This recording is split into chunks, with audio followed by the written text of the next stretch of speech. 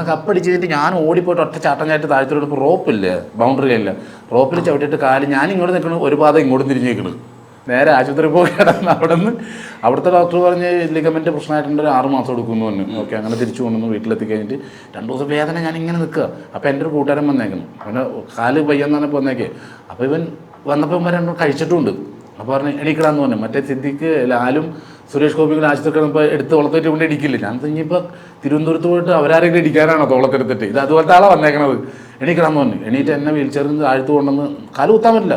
പണത്തിൽ നേരെ ഒരു വൈദ്യരെടുത്ത് കൊണ്ടിട്ട് വൈദ്യർ വെച്ച് എന്ത് പറ്റി? അപ്പോൾ ഞാൻ പിന്നെ പോലെ സംഭവിച്ചത് അന്ന് അവിടെ ഇരിക്കുക, എൻ്റെ കാലിൽ തോർത്തിട്ട് മൂടി. അപ്പോൾ ഞാനടുത്ത് പഴമൊക്കെ പഴുപ്പിക്കാൻ വെക്കണ പോലെ അങ്ങനെ വല്ല ആണെന്ന് വെച്ച് എൻ്റെ ഉള്ളി വർത്തമാനം കൊണ്ട് പേതൊക്കെ പടം എന്തൊക്കെ ചെയ്യണമെന്ന് വെച്ചിട്ട് ഒറ്റ ചവിട്ട് കാലിട്ട് ചവിട്ടി ഞാൻ മുള്ളിപ്പോയി കസേരയിൽ. ഞാൻ ഇങ്ങനെ എനിക്കറിയാം താഴത്തോട്ട് ഇട്ടിട്ട് വീഴുന്ന കസേരയെന്ന്. എന്നിട്ട് ഞാൻ ഇങ്ങനെ ഇരിക്കുക, ഒറ്റ കരച്ചിലേ അറിഞ്ഞുള്ളൂ. ആ പുള്ളിക്കാരൻ അത്ര ദൂരം പോയി മാറിയിരുന്നു. എന്നിട്ട് ഇതിപ്പോൾ സിദ്ദിഖ് സാർ, ലാൽ സാറും സുരേഷ് ഗോപി ചേട്ടനും കൂടെ ഉള്ള സിനിമ.